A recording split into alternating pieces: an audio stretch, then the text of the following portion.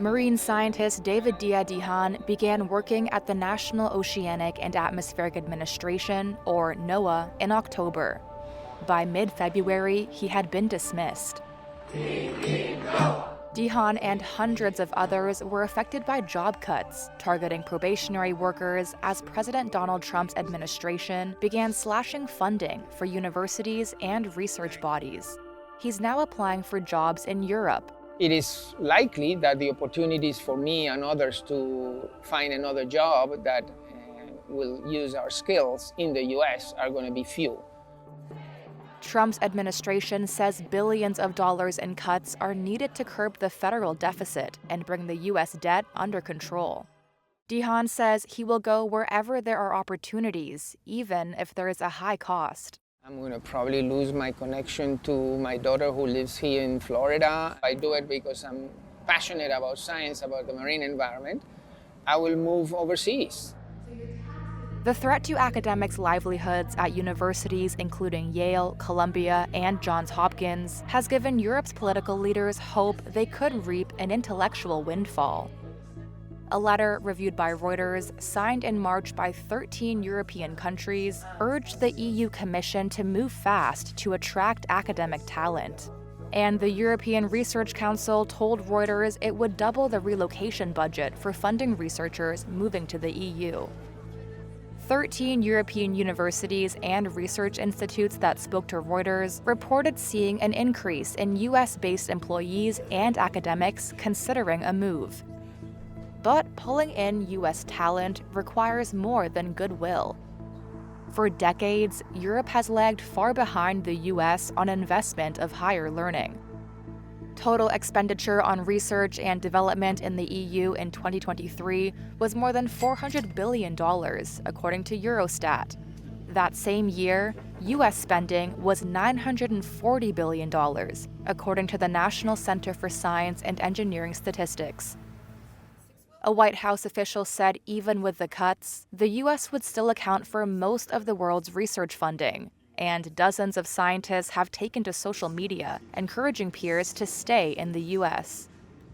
Michael Olesen, an epidemiologist based in Washington, D.C., said language barriers were one potential drawback. Really, the hurdles are just finding work, figuring out how to do that transition and moving. I'd probably sell most everything I have and just start fresh.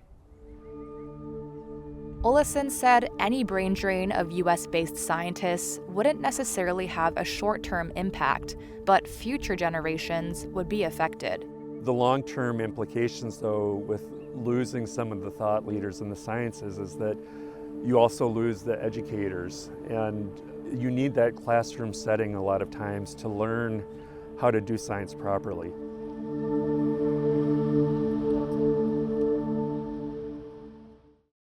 Ahead of nuclear talks with the US on Saturday, Iran said it would give them a, quote, genuine chance. That comes after US President Donald Trump earlier threatened to bomb if discussions failed.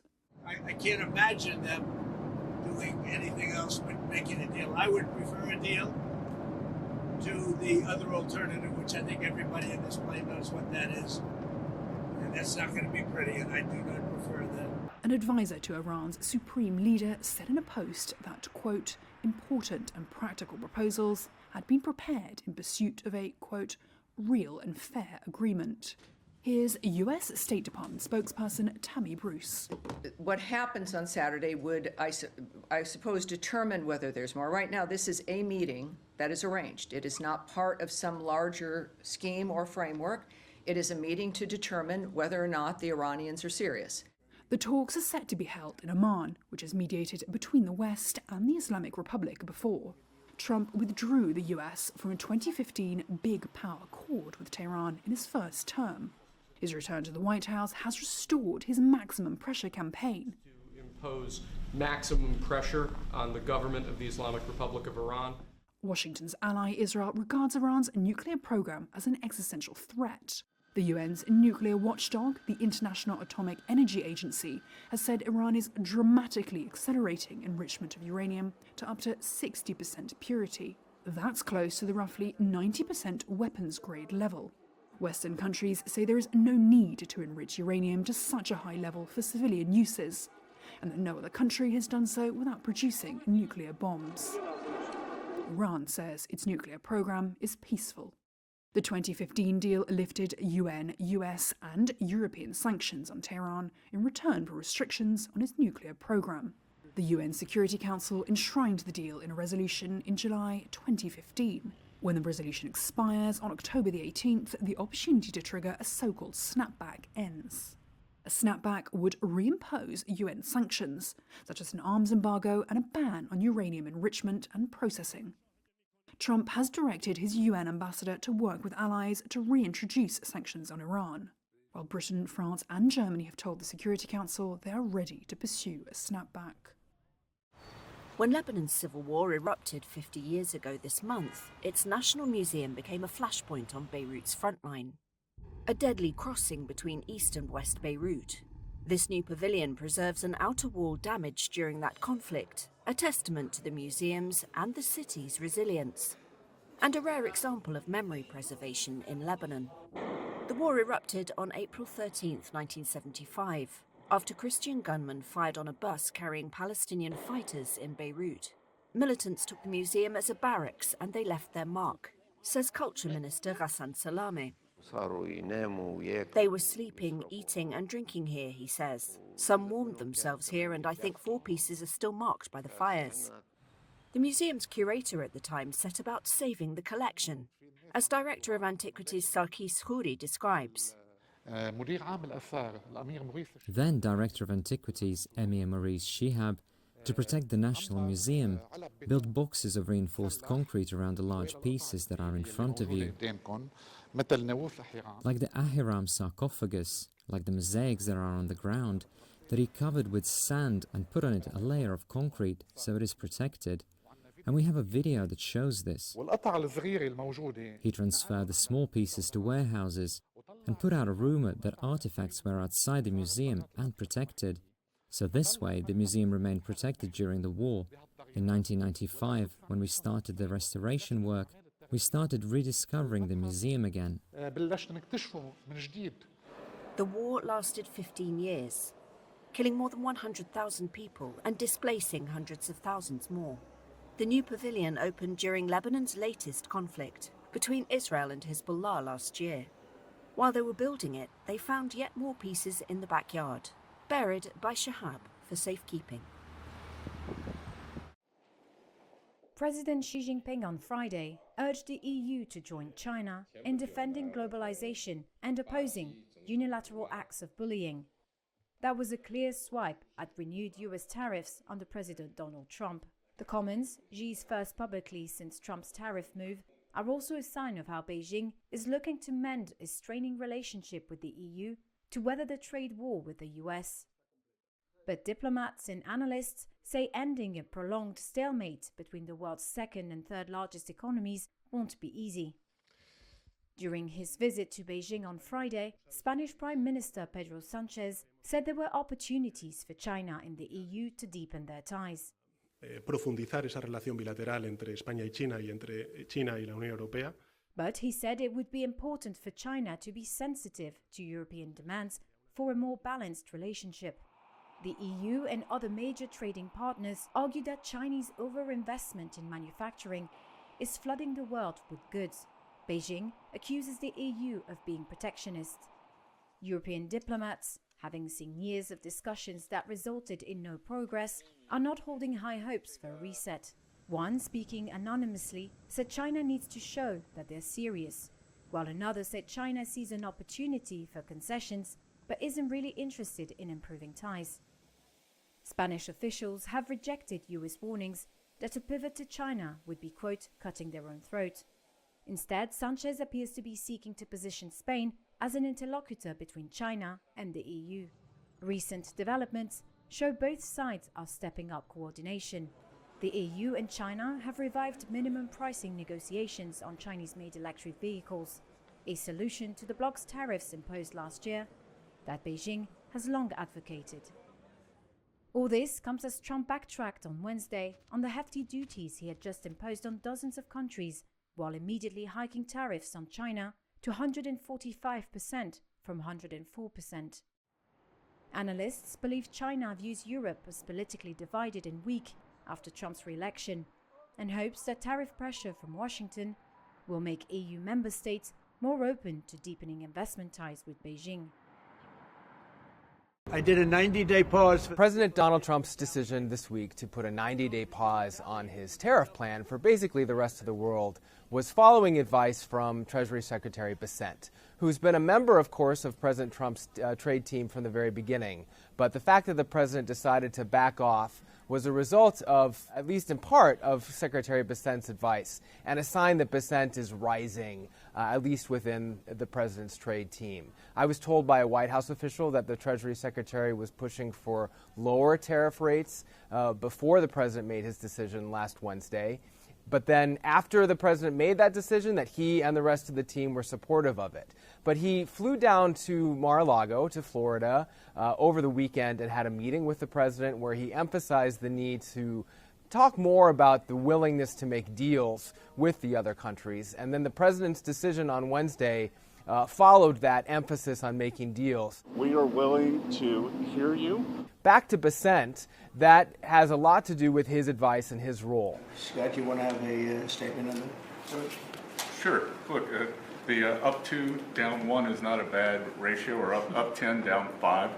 People I spoke to for this story referred to him as the proverbial adult in the room. They felt like he was giving better both political and economic advice to the president compared to people like one of his top trade advisors, Peter Navarro, who is more of a trade hawk.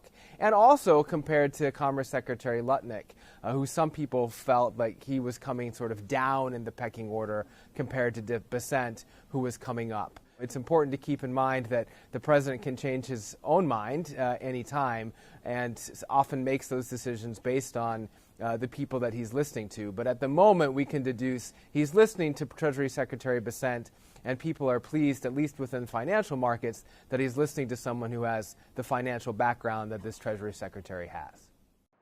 China increased its tariffs on U.S. imports to 125% on Friday, hitting back against President Donald Trump's decision to raise duties on goods from the world's second-largest economy. This upped the stakes in a trade war that threatens to upend global supply chains. The U.S. tariffs on Chinese imports remain at an effective rate of 145%, even after Trump announced a 90-day tariff pause on dozens of countries. White House Press Secretary Caroline Leavitt said Trump still wants to reach an agreement with Beijing and remains confident about the prospects. The president, as I said from the podium just a few days ago when I was up here, would be gracious if China intends to make a deal with the United States. If China continues to retaliate, it's not good for China. Why is he optimistic that China's going to make a deal or wants to make a deal if they're not talking? Where's that optimism come from? He's optimistic.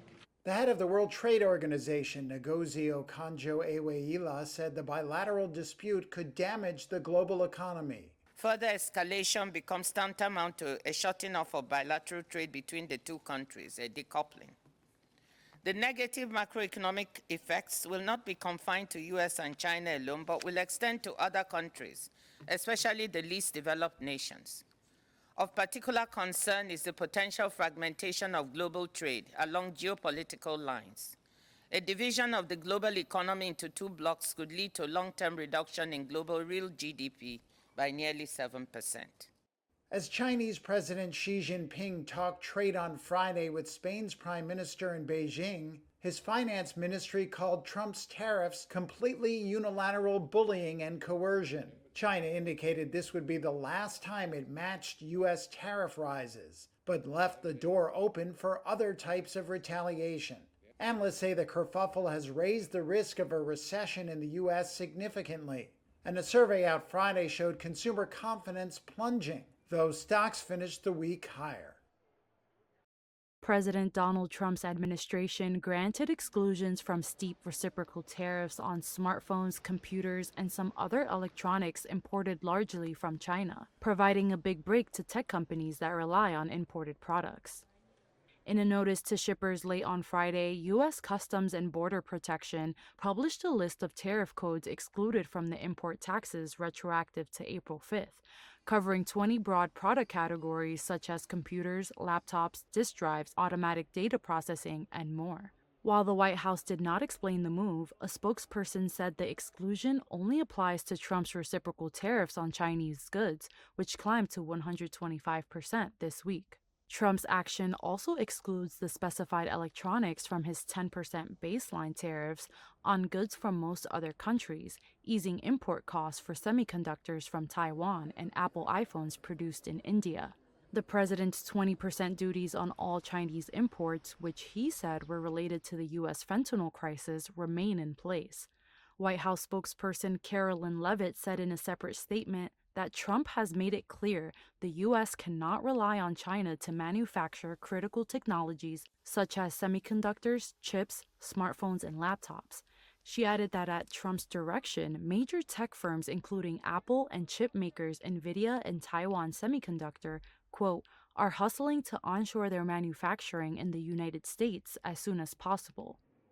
The exemptions suggest an increased awareness within the Trump administration of the pain that his tariffs had in store for inflation-weary consumers, especially on popular products like smartphones.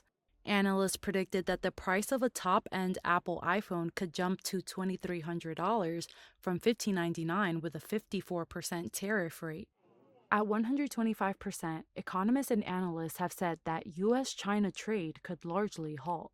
Earlier this week, financial markets were in turmoil as Trump announced sweeping reciprocal tariffs on U.S. trading partners. Trump's tariff policies have raised fears of a U.S. recession and drew criticism from his fellow Republicans. A U.S. immigration judge ruled on Friday that Columbia student and Palestinian activist Mahmoud Khalil can be deported, allowing President Donald Trump's administration to proceed with its efforts to deport Khalil, who was arrested in New York City a month ago, but has not been charged with a crime. A group of supporters of Khalil spoke to media after the ruling. This is a blatant violation of the First Amendment and a dangerous precedent for anyone who believes in free speech and political expression. The ruling by Judge Jamie Comins of the LaSalle Immigration Court in rural Louisiana was not a final determination of Khalil's fate, but it represented a significant victory for Trump in his efforts to deport outspoken pro-Palestinian foreign students who are in the U.S. legally. Citing the 1952 Immigration and Nationality Act, U.S. Secretary of State Marco Rubio determined last month that Khalil could harm American foreign policy interests and should be deported for his, quote, otherwise lawful speech and activism. Comins' decision followed a combative 90-minute hearing in a court housed inside a privately run immigration detention center. Members of Khalil's legal team, who say they were given less than 48 hours to review a letter and evidence submitted by Rubio, expressed their dismay during a video press conference. It was the epitome of the lack of due process in a court proceeding in this country. It was shocking. Today was historic in its unfairness. A number of U.S. officials took to social media to express support for Comins' decision. This is a movement, an anti-war movement. Khalil is a prominent figure in the pro-Palestinian student protest movement that has roiled Columbia's New York City campus. He was born in a Palestinian refugee camp in Syria, holds Algerian citizenship, and became a U.S. lawful permanent resident last year. Khalil's wife is a U.S. citizen. She will soon give birth to the couple's first child.